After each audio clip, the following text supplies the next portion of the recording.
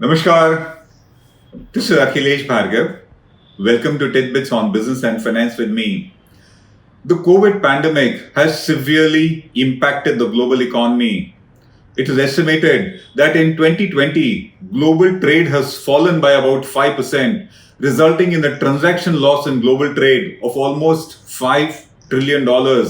These are the initial estimates, and they could be even higher. No economy has been spared in the entire world. Every nation has faced the brunt of COVID by way of lockdowns, by way of closures, by way of disruptions, by way of decimation of lives and livelihood.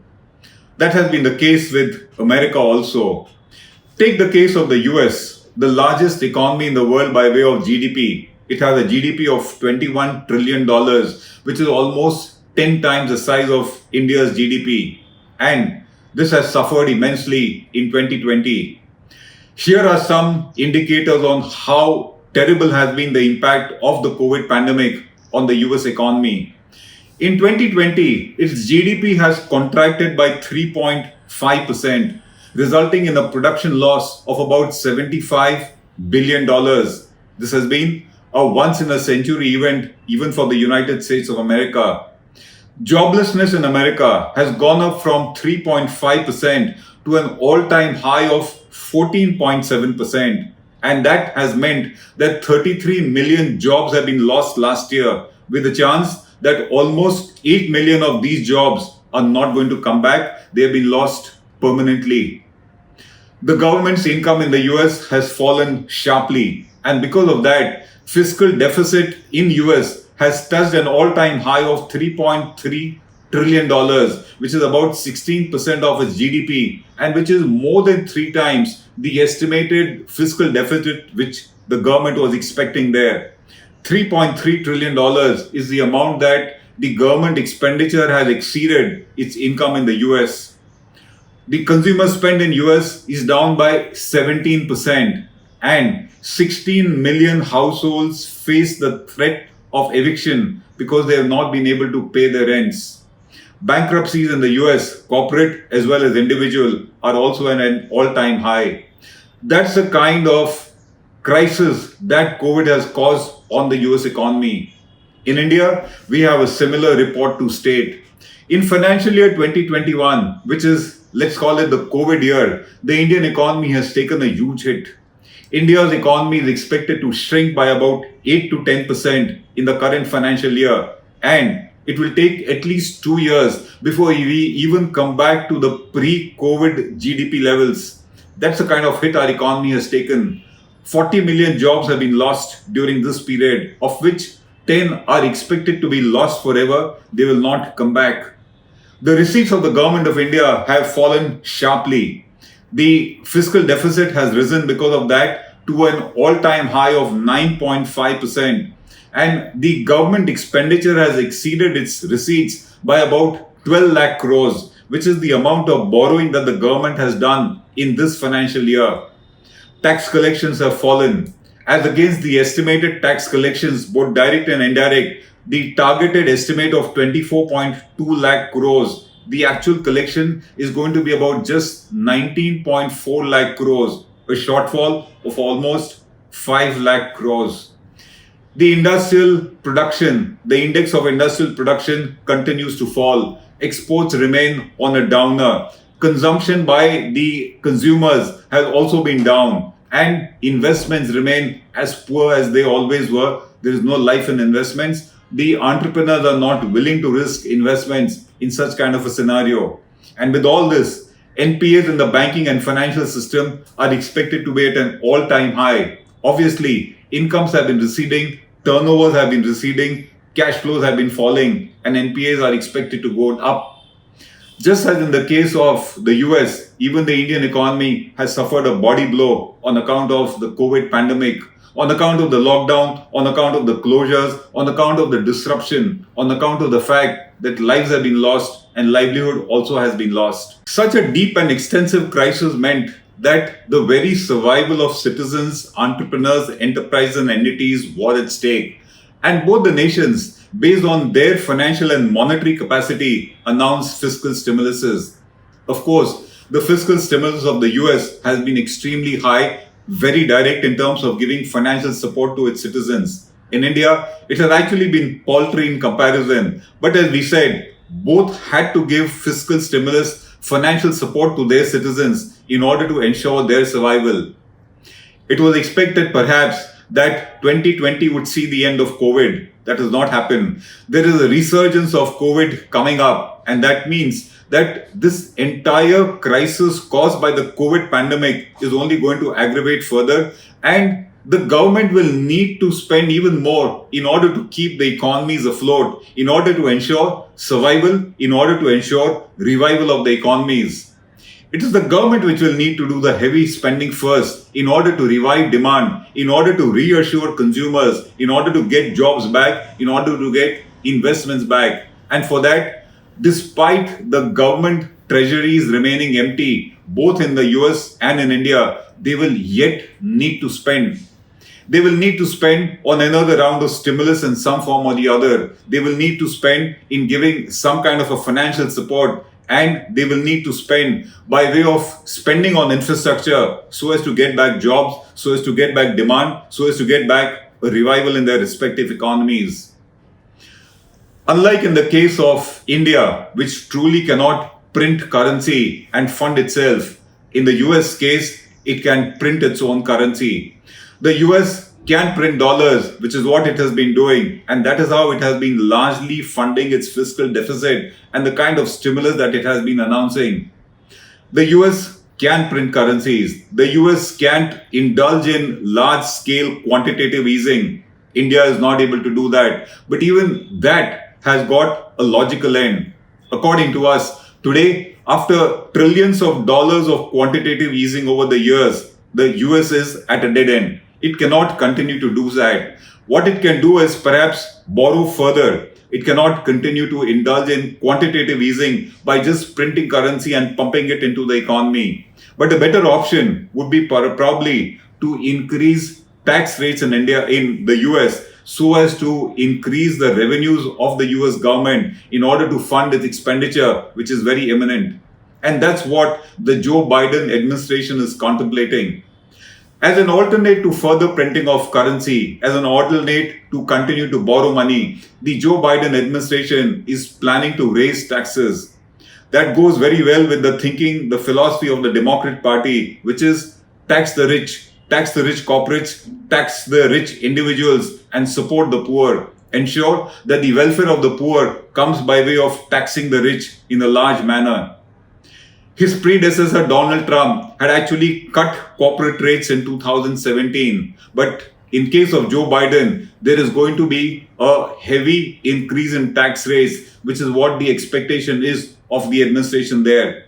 It is expected that tax rates in the US, corporate tax rates, will be increased to 28% from the present figure of 21%. It is expected that all those incentives and exemptions came from the Donald Trump government are going to be taken away. It is expected that individuals who have got incomes exceeding $4 lakh a year are going to be taxed further, and so will be the case of capital gains which exceed $1 million.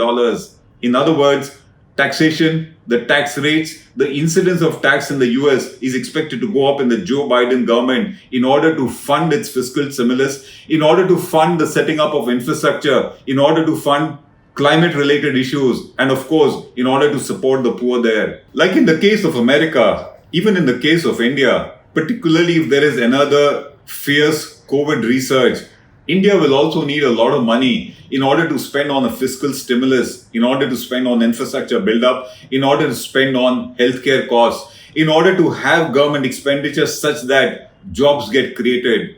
So even India is in need of funds in a big way. But unlike in the case of the US, India doesn't truly have the option to raise taxes and increase the government's receipts. GST and individual tax rates are already at a very high figure, and we think that there is no scope to increase the GST rates and the individual tax rates. When it comes to corporate tax rates, the government is very clear that India's corporate tax regime needs to be competitive in order to attract domestic and foreign investment. And thus, in the recent budget, there was no increase in individual tax rates and neither in corporate tax rates. Thus, While we need money, the option to raise tax rates is ruled out. What does the government need to do in that case to raise resources? Because as we said, resources will be needed badly for a fiscal stimulus, for a support to the economy, to ensure that there is a revival of the economy. And before that, in case the COVID research comes back fiercely, then we also need it for survival of citizens, for increased healthcare. According to us, with tax increases ruled out, what the government needs to do is first of all to prune government expenditure. It will need to ensure that unproductive and wasteful government expenditure is cut in a substantial way so as to result in savings which give funds for other more productive purposes. The second, of course, is we need to stop recapitalizing the public sector banks. In the last 5 years, almost 4 lakh crores of government funds have gone into recapitalizing the bankrupt public sector banks. We need to stop that. They are a major drain on our resources, and we cannot continue to support these bankrupt, badly managed public sector banks. To us, that's the other option that the government has to raise funds by preventing wastage of funds. Of course, the government is focusing on disinvestment, privatization, and monetization of assets. Its target for the coming financial year is to raise about 1,75,000 crores by selling away all those government assets which are unutilized or underutilized, and by disinvestment and through privatization. We think that is going to be one recurring source of raising funds for the government in the years to come. The government needs to ensure that tax collection improves and tax evasion is plugged in a major way. It may not be able to increase the tax rates, but it can certainly improve the tax collection mechanism and prevent tax evasion so as to increase tax earnings. And finally, of course, what the government needs to do is to facilitate growth in the economy. The long-term solution is to ensure that growth comes back, because with growth will come spending, and with that will come collection of taxes by the government in an increasing manner, both direct and indirect. Any attempt by the government of India to raise tax rates at the moment is going to be a short-term counterproductive measure. It is not going to ensure that revival of the economy takes place. Until that doesn't take place, we are not going to get the much needed funds that we need. Thus, what is needed is a combination of long-term and short-term measures. But all the measures that we just spoke about, whether it is pruning government expenditure, stopping the recapitalization of public sector banks, etc., are of a long-term nature. And we think that is where the solution lies. We certainly need money, but let us do it in a prudent and long-term measure way. This is Akhilesh Bhargav signing off till we meet again. Namaskar. Hello everyone. HW News English is 2 years old now. When we started this venture, we promised ourselves one thing, that news should remain free, because right to know is the right of every Indian. But to keep news free for everyone, we need support from some of you. And thus we have rolled out membership on our YouTube channel HW News English. But mind you, the membership is completely voluntary. The programs that we were doing earlier, that we are doing now, will continue to remain free. First level is a basic level. Here, you can be our supporter by paying Rs 199 per month. This membership gives you certain perks and benefits. The perks include unique badges in front of your name, a live show from Mr. Sujit Nair and from Mr. Akhilesh Bhargava per month for our members. You can also vote in some exclusive members-only polls. Now the second level is Super Supporter. Here you can be our Super Supporter by paying Rs 3,999 per month. This membership will include every perk that comes with basic level. Additionally, our Super Supporters can be a part of a WhatsApp group where we can have discussions and suggestions on various topics. The second perk includes a gift pack with our merchandise. And the third perk is a Google Meet with Mr. Sujit Nair, where you can join the meet and ask your questions to Mr. Nair face to face.